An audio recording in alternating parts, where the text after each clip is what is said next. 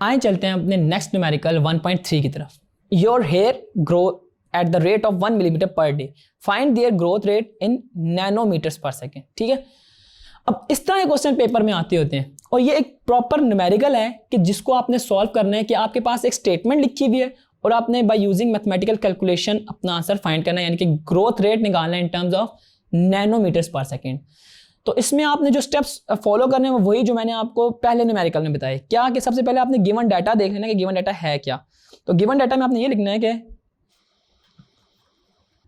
हमारे पास जो growth rate है वो क्या है, वो है 1 मिलीमीटर पर डे। ठीक है जी, अब आप इसको मीटर्स में अगर कन्वर्ट करना चाहें तो आप कर सकते हैं 1 × 10⁻³ मीटर पर डे। ठीक है, ये बात आपको पता ना, मिली 10⁻³ शो कर रहा था, हमने प्रीफिक्स टेबल में ये चीज़ देखी थी।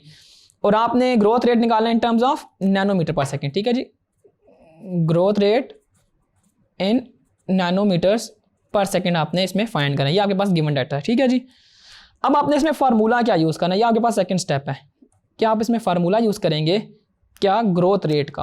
कि ग्रोथ रेट होता क्या है, तो ग्रोथ रेट होता है हमारे पास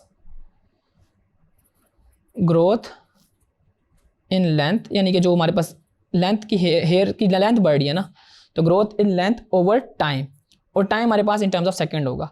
अब आपको पता है एक दिन में हमारे पास 24 घंटे होते हैं। पहले अगर मैं ग्रोथ इन लेंथ को देखूं तो हमारे पास है वो 1 × 10⁻³ ठीक है, और अगर मैं टाइम की बात करूं तो टाइम हमारे पास 24 घंटे और हर घंटे में 60 मिनट्स और हर मिनट में 60 सेकेंड्स हैं। और अगर मैं इस सारे को कैलकुलेटर के ज़रिए सॉल्व करूं तो मेरे पास जो इसका आंसर आता है वो आता है 11.57 × 10⁻⁹। ठीक है, और ये हमारे पास मीटर्स था और नीचे सेकंड था, तो मीटर्स पर सेकंड आएगा। अब मुझे इसको नैनोमीटर्स पर सेकंड में करना था, और आपको ये बात बहुत अच्छे तरीके से पता है कि जो हमारे पास 1 नैनो होता है वो 10⁻⁹, अगर 1 नैनोमीटर होता है तो वो 10⁻⁹ मीटर के इक्वल होता है। ठीक है, तो मैं इस 10⁻⁹ जो पूरी वैल्यू है इसकी जगह n लिख सकता हूँ, तो 11.57 नैनोमीटर्स पर सेकेंड आ गया। अब ये जो है ना, ये वाला पार्ट है, इसको आप ना कैलकुलेशन कहा करेंगे। ठीक है, बेशक आप इसकी हेडिंग भी डाल दें तो ज़्यादा अच्छी बात है, और ऐड दें हमारे पास आंसर। तो ये आपके पास जो है ना 4 चीज़ें आपने ना फॉलो करनी है आपने किसी भी न्यूमेरिकल को सॉल्व करते हुए। Given data, formula, calculation, at the end answer. हमने ये जो न्यूमेरिकल को सॉल्व करने का तरीका देखा ना कि गिवन डाटा, फिर हम फार्मूला और कैलकुलेशन और आंसर, ये आगे मैं जितने भी न्यूमेरिकल्स करूँगा उनमें फॉलो नहीं करूँगा, मगर आपने जब भी पेपर अटैम्प्ट करना होगा तो आपने इस चीज़ को फॉलो करना है।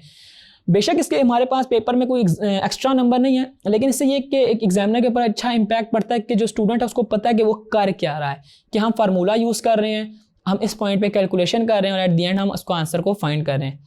तो आई होप आपको ये क्वेश्चन समझ आया होगा। अब चलते हैं अपने नेक्स्ट 4।